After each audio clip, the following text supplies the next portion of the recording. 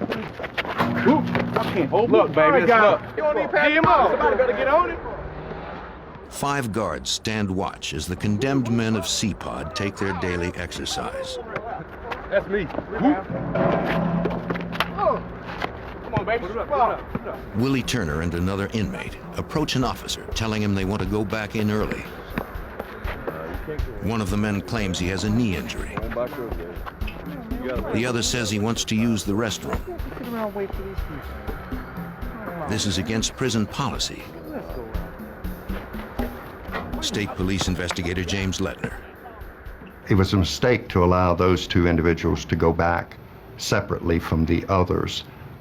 If one inmate went back, then they all were supposed to go back. And the reason for that is that by taking those 2 inmates back early, it took 2 of the correctional officers off the recreation yard and back to the cell area, lessening the number of eyes that were available to watch the remaining inmates as they returned from recreation to their cells.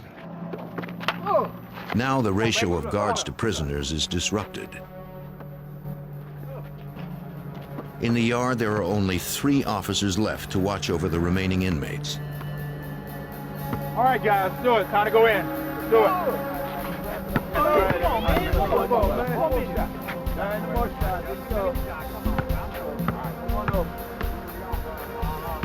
The other inmates are escorted to their cells. The guards seem unconcerned they are outnumbered 3 to 1.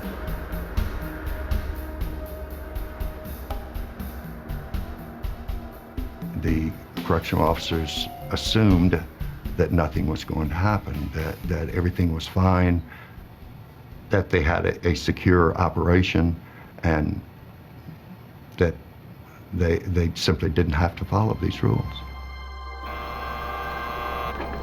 Had they been more vigilant, they would have noticed a plan is already in motion.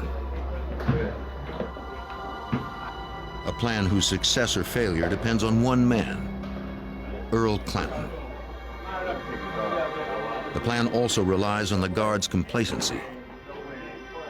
They do not bother to count heads. The inmates bunch up and start to push, distracting the officers.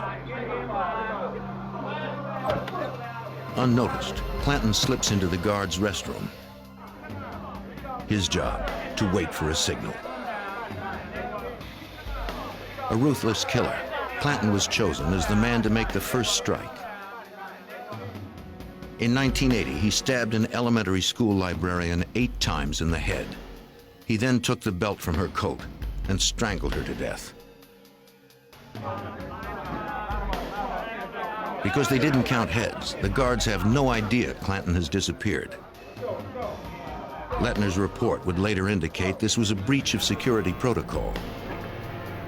It's difficult to believe that when you're dealing with individuals who have everyone murdered at least one person, and in some instances multiple murders, that the correctional officers would become complacent and feel that they didn't have to count these individuals or know where they were at every moment.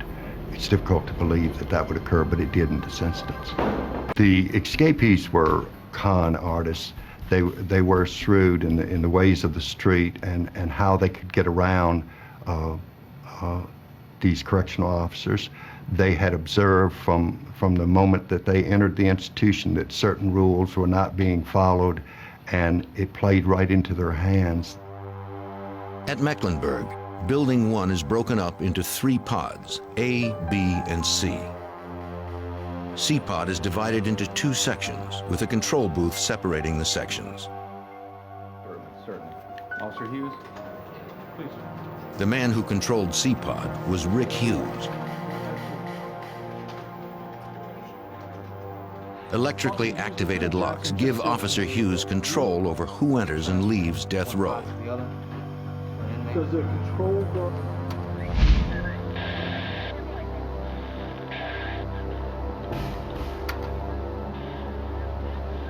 Hughes tells Lettner that one of the inmates got his attention.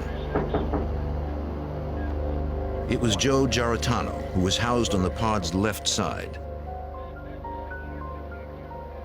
Giarratano asks Hughes to pass a book to inmate James Briley, who was on the pod's right side. All right, I'll do it this time. Come on, come on. Linwood Briley and his brother James received death sentences for 7 murders. In one case, they repeatedly raped a woman within earshot of her common-law husband and their 5-year-old son, then killed the 3 of them. Officer Hughes leaves the door to the control booth ajar, as the prisoners had seen him do dozens of times before. He has no idea the inmates are already arming themselves with knives. There was a fellow by the name of Willie Turner. He was kind of a genius as far as figuring out how to make weapons from the things around him in the prison cell and how to hide them. And he would basically strip metal from around the toilets or the sides of the door or something like that and sharpen it and make a knife out of it.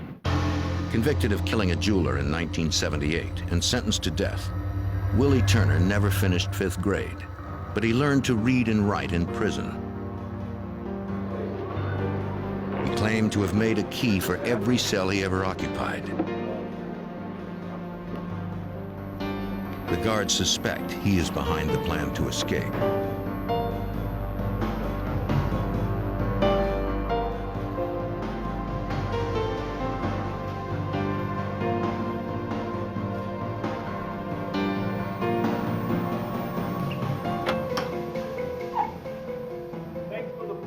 At James Briley's signal, Clanton bursts from the restroom.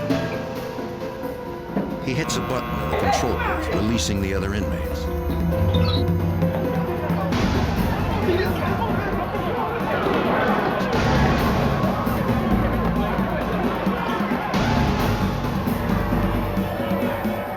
The prisoners take control of C-Pod in barely 3 minutes.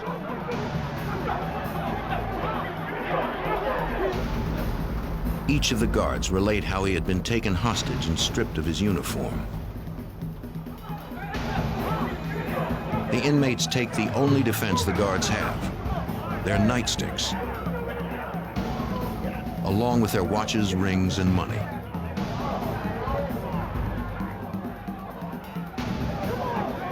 The guards are hogtied and shackled with their own handcuffs.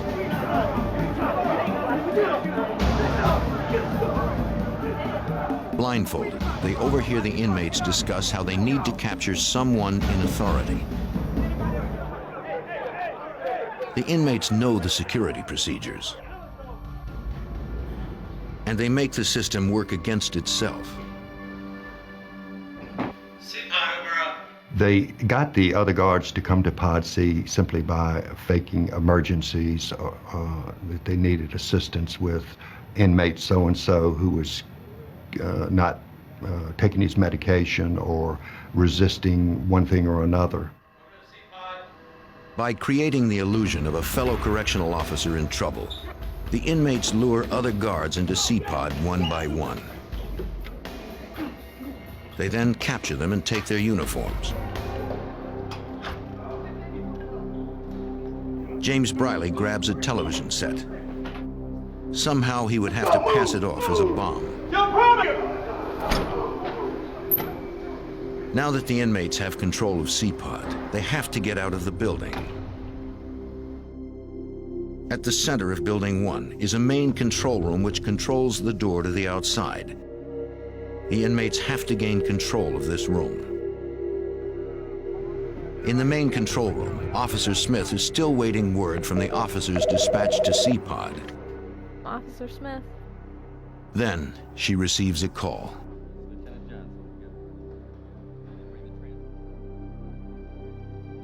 It sounds like Lieutenant Johnson. He tells her a man is being sent to relieve her.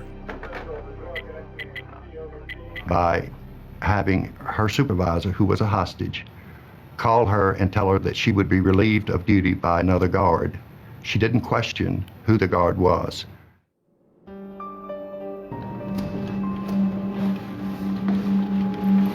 Peterson and Clanton now dressed in guards' uniforms, head for the main control room.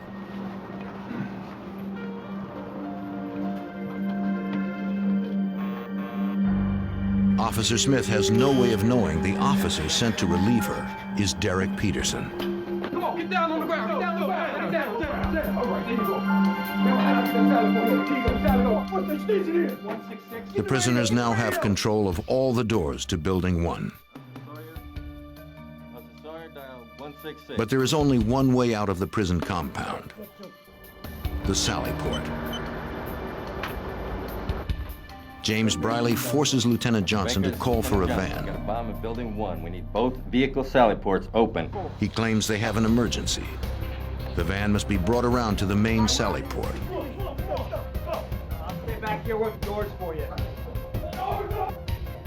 Willie Turner has an appeal pending and volunteers to stay behind and guard the hostages.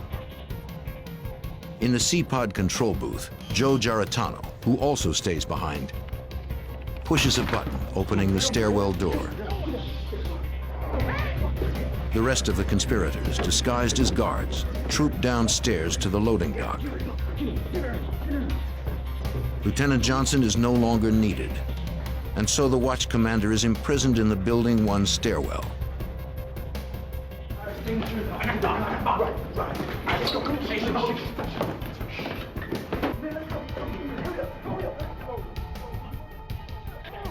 They leave behind one of their own in the control booth to open the door and let them out of Building 1.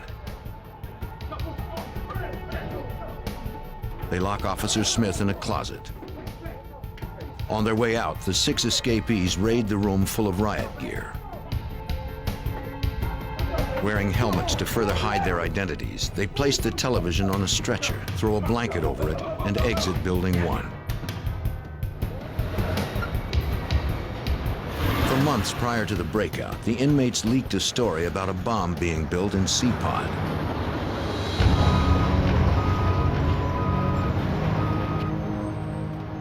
So when James Briley warns the officer in charge of the van that they have a live explosive device and it might go off, the terrified officer completely believes him.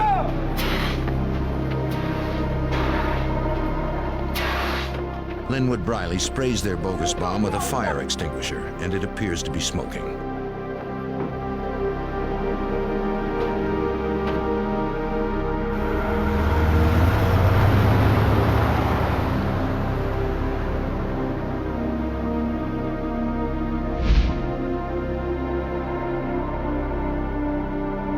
The escape has taken less than 2 hours to execute.